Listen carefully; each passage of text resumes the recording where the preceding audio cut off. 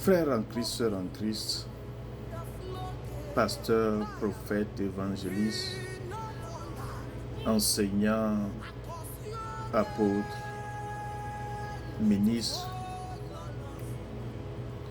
où est-ce qu'il est écrit dans les Écritures, après avoir reçu Christ, d'aller chercher ton héritage,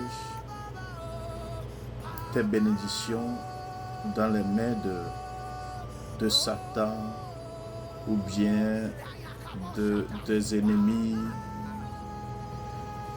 Dans quelle écriture est-il indiqué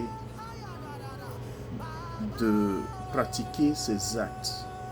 C'est dangereux pour les nouveaux venus en Christ, ceux qui sont nouveaux en Christ. C'est dangereux pour leur foi.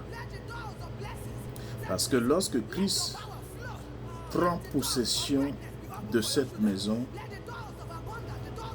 avant de s'asseoir, avant d'installer son royaume, il fait une œuvre incomparable à celle des hommes.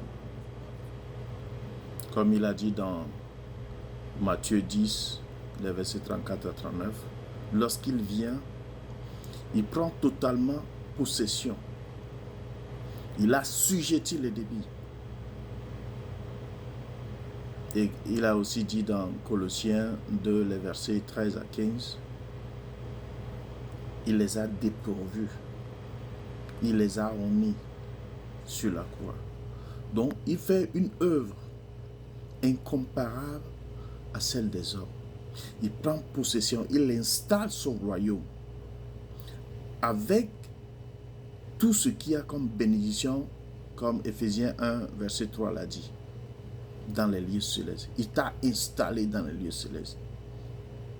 Donc, il a pris tout ce que les sabataires ou bien l'ennemi, tout ce qu'on peut appeler comme étant ennemi, il les a dépourvus de toutes ces choses-là. Et maintenant, tes biens sont dans le royaume, dans les lieux célestes. Ce sont des enseignements basiques qu'il faut comprendre avant de les enseigner, avant d'entraîner les âmes sur le chemin de la spiritualité chrétienne ou bien de la vie chrétienne. Et cela, lorsque nous enseignons aux âmes d'aller chercher, d'aller récupérer leurs biens, leurs bénédictions dans les mains de Satan, c'est comme si nous les amenons encore en bas, au lieu de les aider à s'élever en Christ.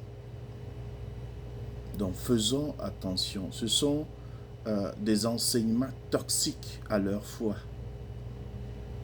des enseignements empoisonnant les âmes. Parce que la source, c'est que beaucoup sont venus à un point où ils veulent mélanger l'Ancien Testament et le Nouveau. Par exemple, ils prennent là où l'ennemi est venu s'accaparer des biens d'Israël sur le règne de David, et David a demandé à Dieu s'il doit poursuivre l'ennemi. Non, tout cela c'est de l'Ancien Testament. Ici, dans la Nouvelle, Christ a cloué, il a vaincu, il a tout pris. C'est un royaume nouveau. Il a tout pris. Donc, nous ne pouvons plus aller maintenant chercher nos biens dans les mains de l'ennemi. Non. Il nous faut seulement plus d'humilité à revenir dans les Écritures, à demander au Saint-Esprit de nous faire voyager dans l'esprit de la parole. Jean l'a dit dans son épître, le Saint-Esprit, l'onction que vous avez reçue, vous enseignera.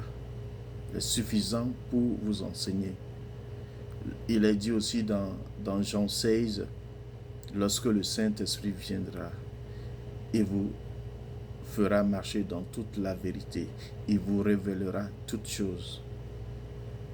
Mais lorsque nous ne voulons pas, ou bien nous voulons faire sans le Saint-Esprit, nous voulons raisonner comme les hommes, nous allons marcher, vivre dans les raisonnements humains.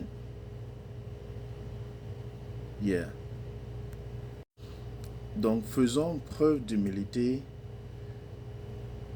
dire que nous ne connaissons rien. Tout ce que j'avais appris, tout ce que j'avais entendu, je les laisse au pied du Saint-Esprit.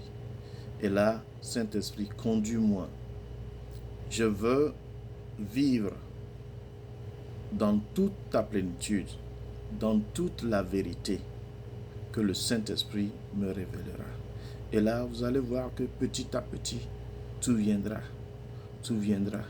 Tu ne feras que nager dans la révélation de ce que le Saint-Esprit te dira. De Christ, bien sûr.